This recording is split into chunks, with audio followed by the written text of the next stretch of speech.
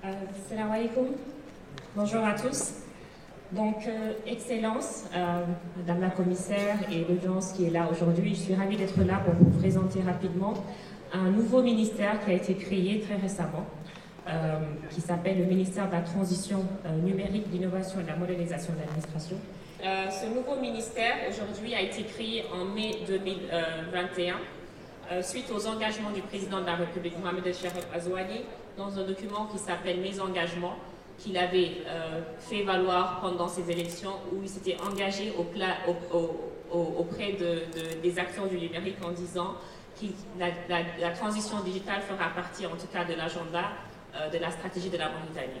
Donc nous espérons qu'avec cet agenda de la transition digitale, promouvoir l'innovation et aussi permettre le développement inclusif en utilisant ce vecteur de l'innovation. Et aussi faciliter l'accès aux services publics en utilisant les nouvelles technologies et aussi moderniser certains secteurs clés comme l'éducation, la santé et aussi promouvoir l'entrepreneuriat des jeunes avec le développement de start-up et faciliter aussi les procédures administratives, notamment avec le e-gov, e-services. Au-delà des services digitaux que nous devons développer, nous espérons aussi, de par l'utilisation des nouvelles technologies, faciliter l'accès à l'information. Nous savons en tout cas aujourd'hui combien il est difficile d'accéder à l'information au niveau du secteur public, au niveau du secteur privé, pour avoir par exemple les statistiques, pour savoir les procédures, etc. Développer aussi la transition, la transformation numérique du pays permettra aussi de renforcer la démocratie en étant en tout cas basée sur des outils qui permettent d'être transparents, accessibles et ouverts.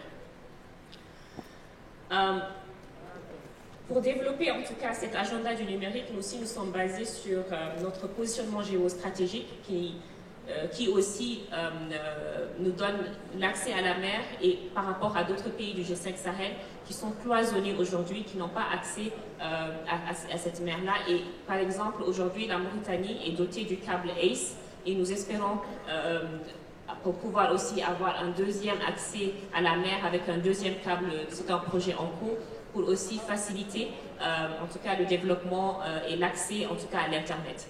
Donc nous espérons à travers ce développement d'outils et d'infrastructures numériques faciliter déjà l'accès à l'Internet dans notre grand pays qui est très étendu et qui est difficile d'accès, de promouvoir en tout cas, d'avoir en tout cas un accès à l'Internet rentable. Mais en tout cas nous travaillons sur ça et nous espérons aussi pouvoir délivrer de la capacité à nos pays. Nous faisons déjà cela avec le Mali et nous espérons pouvoir le faire avec d'autres pays du G5 Sahel. Et pour ce faire aussi, nous devons développer notre propre infrastructure, donc ce qu'on appelle le backbone national. Nous avons aujourd'hui un backbone de 1700 km sur 4000 km de fibres qui sont en cours, donc ongoing process.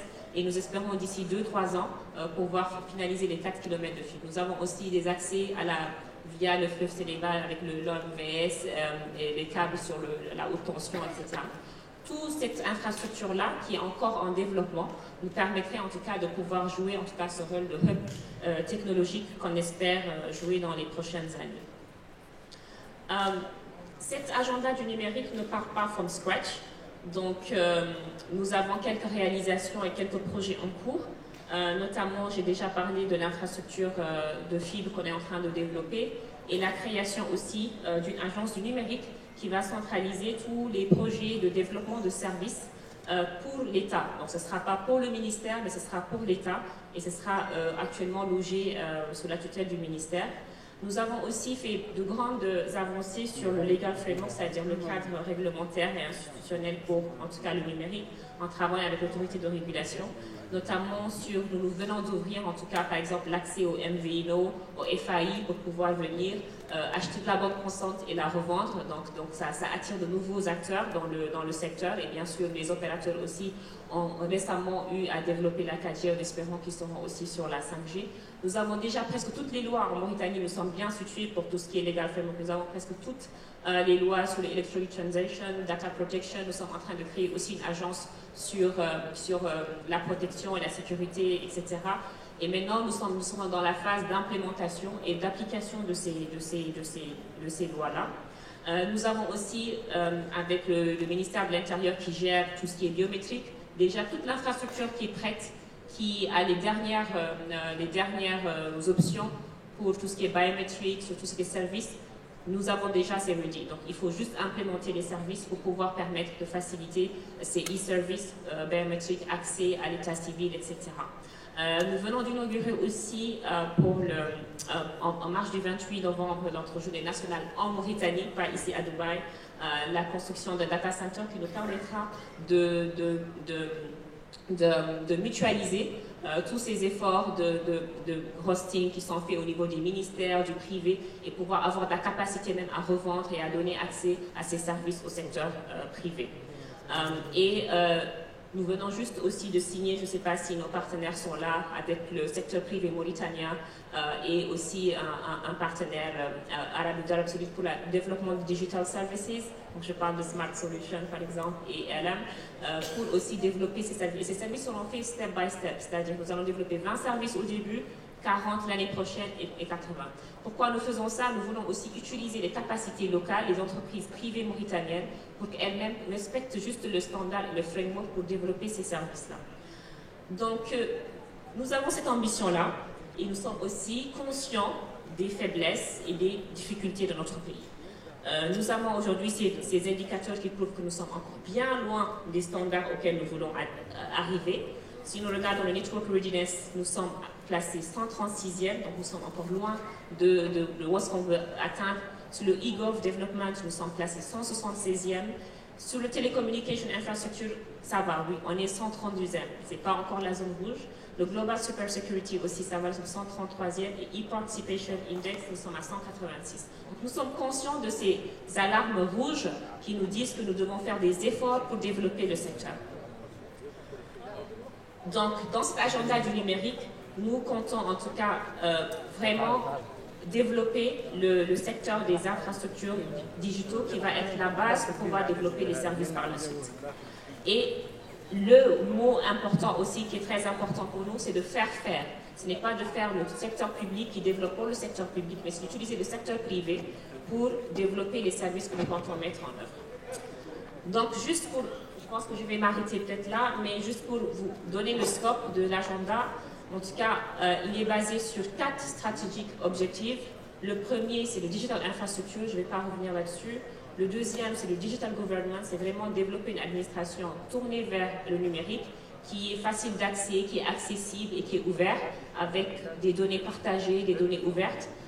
Et le troisième, c'est vraiment comment faciliter aussi la transformation digitale des autres secteurs. Donc nous avons des secteurs comme la santé, comme l'éducation, comme les secteurs productifs. Comment faire en sorte qu'eux aussi puissent bénéficier de cette transition numérique et améliorer leur compétitivité et améliorer aussi leur valeur ajoutée et aussi améliorer leur impact sur l'économie.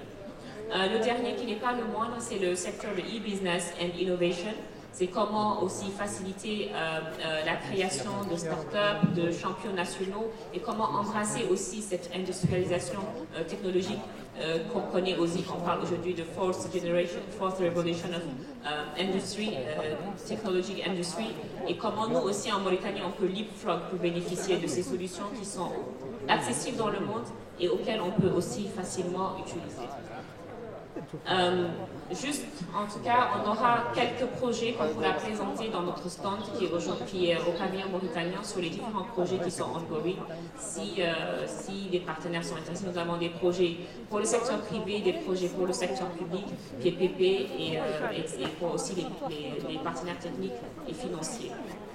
Donc, en tout cas, on espère, je vais finir par ce slide, qu'aujourd'hui, à 2021, nous avons ces indicateurs-là qu'on suit de près et qu'on espère, par exemple, au bout de cette stratégie 2022-2025, pouvoir, par exemple, être en tout cas le premier pays situé par rapport à tout ce qui est Network Readiness Index. Nous sommes aujourd'hui à la 136e place, nous aimerions être à la 120e et être le premier pays du Sahel Region. Et également améliorer aussi les impacts sociaux à travers l'utilisation de la transition digitale. Nous sommes aujourd'hui, à peu près 33% des individus utilisent Internet. Il y a un coût, donc le coût de l'Internet reste cher, on est conscient de cela, et on aimerait en tout cas au moins le doubler pour 2025. Et nous venons tout juste de commencer à utiliser les services de mobile payment avec les secteurs privés qui n'a pas attendu le secteur public de mettre en place le cadre réglementaire, etc., pour travailler sur les outils de paiement électronique. Et nous espérons aussi tripler, en tout cas, cet indicateur-là, parce qu'on sait qu'en utilisant ces services-là, nous améliorons aussi l'inclusion financière, qui est aussi un important indicateur pour améliorer la qualité de vie des citoyens. Et le dernier, qui n'est pas le moindre, c'est l'impact économique. Donc la transition digitale, ce n'est pas un luxe, ce n'est pas trendy, ce n'est pas seulement tech, mais c'est surtout que ça apporte de la valeur ajoutée au PIB. Nous voyons aujourd'hui des multinationales qui ont des PIB qui dépassent de loin certains pays, le PIB de certains pays africains. Donc nous sommes sûrs qu'en développant le secteur du digital, nous allons aussi changer la manière de travailler les entreprises. Donc ils vont être dans la création de valeur, ils vont être dans la transformation, et ça va aussi changer notre économie. Et nous espérons doubler la part de la transition du secteur du numérique dans le GDP, et aussi améliorer la part aussi des employés. Aujourd'hui, nous sommes à 5 000 emplois directs, et nous espérons aussi le tripler à 15 000 emplois directs pour 2020. Donc voilà, merci pour l'écoute,